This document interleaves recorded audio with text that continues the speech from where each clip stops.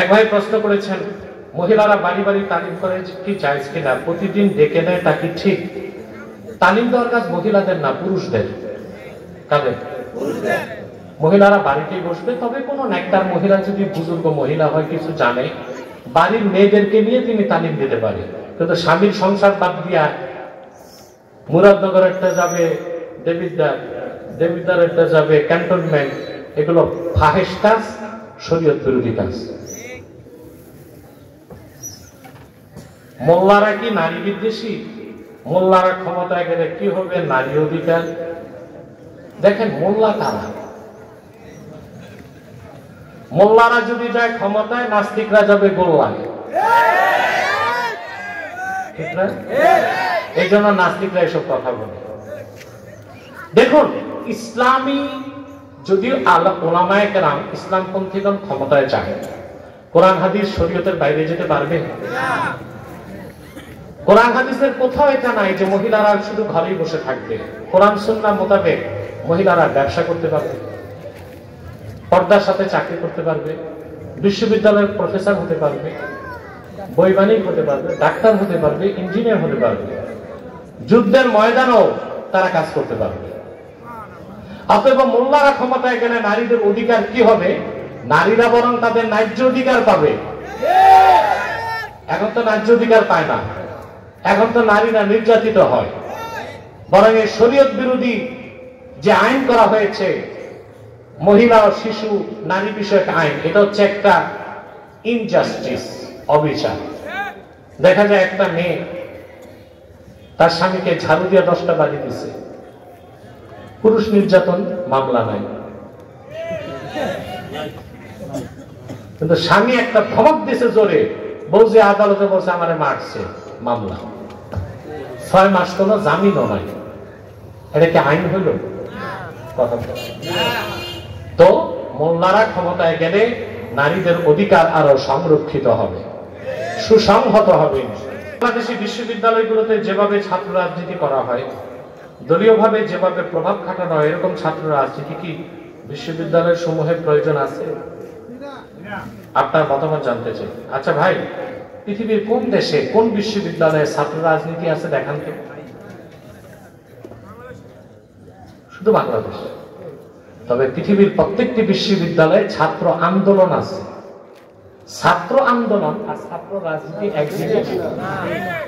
অথবা আমাদের দেশে বিশ্ববিদ্যালয়গুলোতে যদি ভালো মানুষ, ভালো শিক্ষিত বানাতে হয়, টোটাল সবগুলো বিশ্ববিদ্যালয়ে ছাত্র রাজনীতি নিষিদ্ধ করা উচিত। যে ছাত্ররা রাজনীতি করতে চায়, বিশ্ববিদ্যালয় থেকে বেরিয়ে তারপর রাজনীতি করবে। আর বিশ্ববিদ্যালয়ের ক্যাম্পাসে কোন রাজনীতি চলবে না, ছাত্র আন্দোলন চলতে পারে, ওটা ভিন্ন জিনিস।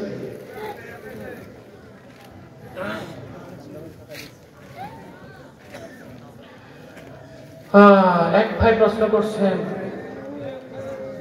এক বক্তা তাফসীরুল কোরআন মাহফিলে কিছু শ্রোতার শোরগোলে বিরক্ত হয়ে তাফসীরুল কোরআন মাহফিলকে গরুর হাট ও মাছ বাজারের সাথে তুলনা করেছে। নাউযুবিল্লাহ।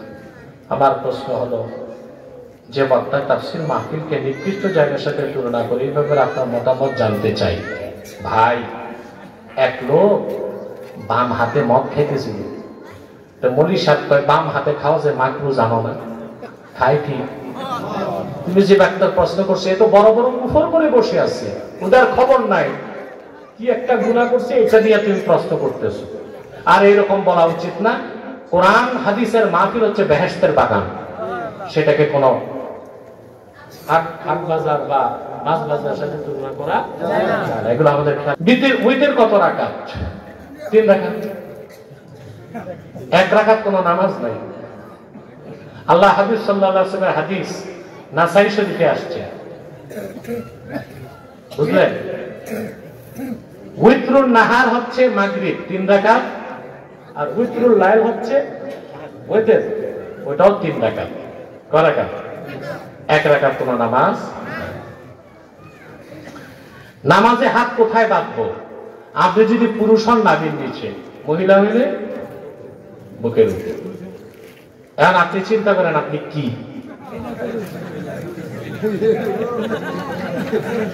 মহিলা হইলে মহিলা হইলে পুরুষ হইলে বুকের উপর হাত বাঁধার একটা সহিহ হাদিসও নাই। সহিহ ইবনে খুজাইমাতে হাদিস আসছে একটা ওয়াইল ইবনে হুজুর থেকে, বুকের উপর হাত বাঁধা। কিন্তু তিরমিজি, নাসাই, আবু দাউদে নাভির নিচে হাত বাঁধার হাদিস আসছে। তো অধিক সংখ্যক হাদিস তো নাভির নিচে বাঁধার কথা। আর তিরমিজি, নাসাই, আবু দাউদ রোববার দিক দিয়া সহিহ ইবনে খুজাইমা থেকে উপরে, সিয়াসিটা মধ্যে। হযরত আলী রাদিয়াল্লাহু তাআলা আনহু থেকে বর্ণিত, ইয়াদাউল ইউমনা আলাল ইউসরা তাহতা সুররা, পুরুষ ব্যক্তি বাম হাতের উপর ডান হাত ধরবে, নাভির নিচে বাঁধবে। আবু দাউদের হাদিস। আমিনাস সুন্নতি ওয়াদউল আকুফি আলাল আকুফি তাহতা সুররা, সুন্নাত হচ্ছে বাম কবজিগুলোর উপর ডান কবজি ধরা, নাভির নিচে রাখা। সহিহ হাদিস, কথা বুঝতেছেন? অতএব সহিহ ইবনে খুজাইমার যে হাদিস, ওটা আমরা আমল করি। আমাদের দেশে মহিলাদের, আমরা মহিলা যারা, তাদের জন্য বলি বুকের উপর হাত বাঁধবে। আর সিয়াসিত্তায় যে হাদিসগুলো আসছে তার অনুসারে আমরা পুরুষরা নাভির নিচে হাত বাঁধি। আর সহিহ ইবনে খুজাইমাতে যে হাদিস আসছে বুকের উপর বাঁধার, সেটার উপর আমরা আমল করতে বলি মহিলাদেরকে। তাহলে আমরাই তো আহলে হাদিস আসল, সব হাদিস মানে। আর এরা সহিহ ইবনে খুজাইমাটা মানে তাদের মহিলারাও বুকের উপর হাত বাঁধে, তাদের পুরুষরাও বুকের উপর হাত বাঁধে। আর তিরমিজি, নাসাই, আবু দাউদের হাদিস স্বীকারই করে না। তো এটা কি আহলুল হাদিস না বাদুল হাদিস? নামাজের পর মুনাজাতের হুকুম কি? বাহ,